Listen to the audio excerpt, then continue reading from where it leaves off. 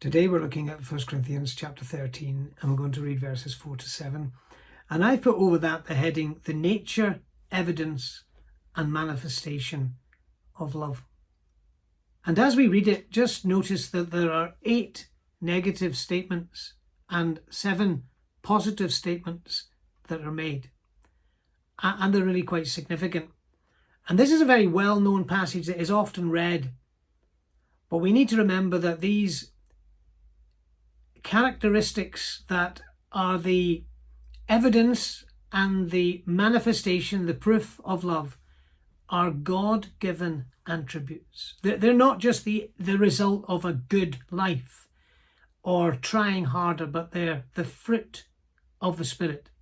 For we go to Galatians chapter 5 and we discover the fruit of the Spirit is love, joy, peace, long-suffering, and so on. But love heads up the list, and some even feel that the other characteristics are the manifestation and explanation of the very term love itself. Let me read with you verses 4 to 7.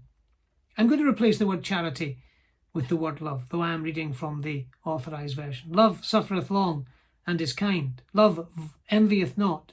Love vaunteth not itself, is not puffed up, doth not behave itself unseemly, seeketh not her own, is not easily provoked, thinketh no evil, rejoiceth not in iniquity, but rejoiceth in the truth, beareth all things, believeth all things, hopeth all things, endureth all things. And I nearly read on, because it is just one of those wonderful passages that as you read it, you begin to just get caught up with it. It's a wonderful thing. And oh, that God would give us grace to manifest the characteristics of God, for God is love. And those who know God walk in love. We walk in truth, but we walk in love. It's a beautiful characteristic of God, and one that should be manifested in his children, those who follow him. Lovely little passage. It's the nature, it's the evidence, it's the manifestation of love. Look at the first one. Love suffereth long. You know, I'm told that is literally the idea of long patience. You know, someone has a long fuse. Someone says they're short-tempered. You know, love is something that suffers long. It's something that is so positive. Isn't it interesting that this first statement is a positive statement? I said to you, mixed within these verses are a mix of 8 negatives, 7 positives. But it starts with love suffereth long. It ends with love endures all things. Now, isn't that wonderful? Love keeps going to the end. It outlasts anything. It does say in another passage, love covers a multitude of sins. Now, that does not mean that love accepts sin. It is really the idea that love overlooks faults. You're not looking for the flaws and the faults of others. So love's characteristics are bookended, you would say, with these 2 statements. It is a long-suffering love. It never gives up on people, on what is good and what is right. And it keeps going to the end. It endures all things. In between that, you have 5 more statements. Love is kind. It rejoices in the truth.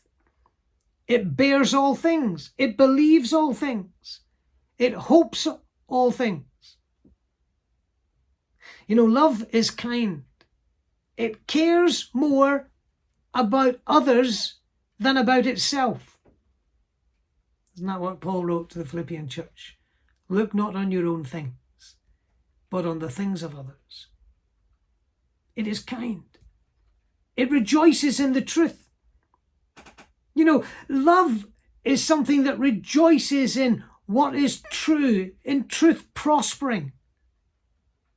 It is glad when truth prevails. Of course, truth is only good for us. It's for our blessing. Of course, you can look at all these things in relation to the Lord Jesus, can't you? fully seen in the Lord Jesus' life, his long suffering, his kindness, his rejoicing in the truth, his bearing all things, believing all things, hoping all things. We'll talk about those beautiful things. It's kind, rejoices in the truth. It bears all things. I think one translation says it knows no limit to its endurance. You can see in one sense, this is not a Hebrew passage, of course. This is written originally in Greek, but it's the language or the way a Hebrew mind works, where you develop a theme and a thought and build upon it. Suffering long, bearing all things, believing all things. What does that mean? Well, it's no limit to the fact its trust is unlimited. Bearing all things, no limit to its endurance. Believing all things, no limit to its trust. He trusted in God, they said about the Lord Jesus, that he would deliver him. That was their criticism, but it was a compliment. He trusted in God.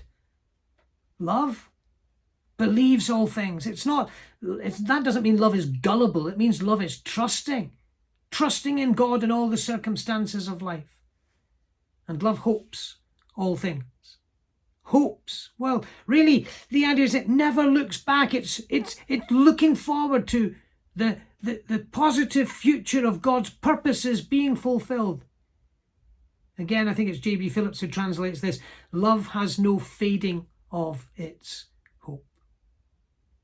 I'm glad I dealt with the positives first. I'm going to, in the next video, deal with the negatives and hopefully tie them together and see the full embellishment of love as defined and expressed. That's got to be lived, of course. I was talking to a brother this week about another brother, and he's the epitome of a Christ-like character. He's a lovely man. He exhibits the features of love. Oh, that God would in our lives develop, or that we would allow God in our lives to develop Christ-like characteristics. For God is love. And we've to be like our Father.